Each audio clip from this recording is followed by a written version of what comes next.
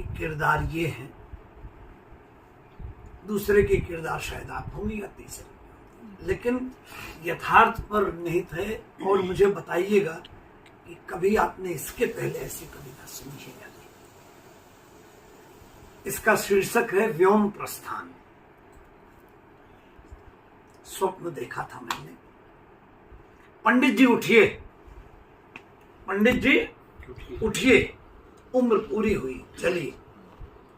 धरा से व्योम प्रस्थान का निर्धारित समय आ गया है। मृत्यु लोक में कालचक्र का वृत्त पूरा हो चुका है। भैंसे पर सवार खांडाधारी यमराज की गंभीर वाणी गुंजायमान हुई। आदेश की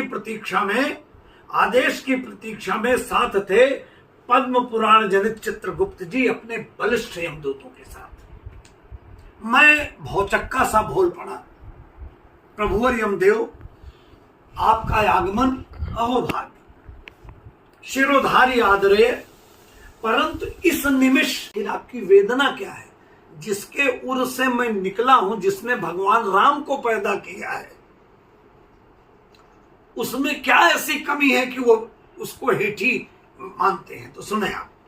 हे नारी देहधारी, हे शक्तिपीठ, हे शाश्वत धात्री, आकांक्षी हूं मैं कि किसी एक शब्द सुने कि किसी संपूर्ण नारी की आध्यात्म देह, सशरीर नहीं मान सकी, किसी नारी की आध्यात्म देह में यथावत प्रवेश कर पाऊं, उसकी अप्रतिम संभावनाएं क्षमताएं पा जाऊं।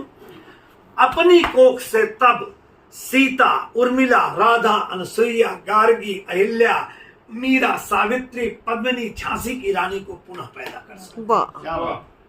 न सूखने वाली गंगा, जमुना, ब्यास, ताप्ती, बेतवा, नर्मदा, गोमती जैसी जीवन दायिनी नदियों को निज गर्भ से निकालूं।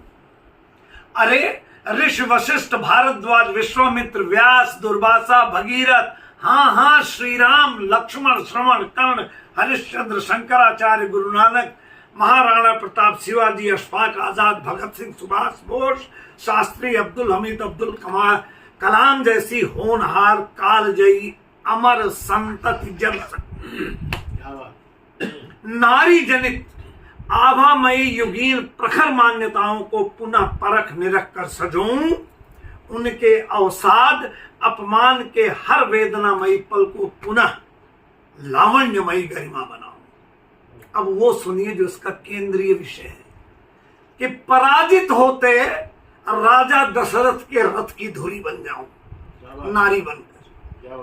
पराजित होते राजा दशरथ के रथ की धुरी बन जाऊं और कोई भी प्रतिज्ञा, वचन, वरदान न मानूं।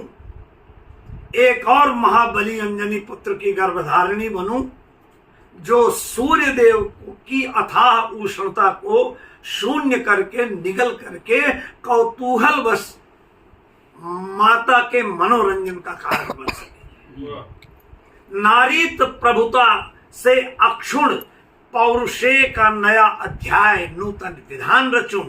संयुक्त सागर मंथन से शेष सारे बचे हुए अनमोल रत्न निकालूं।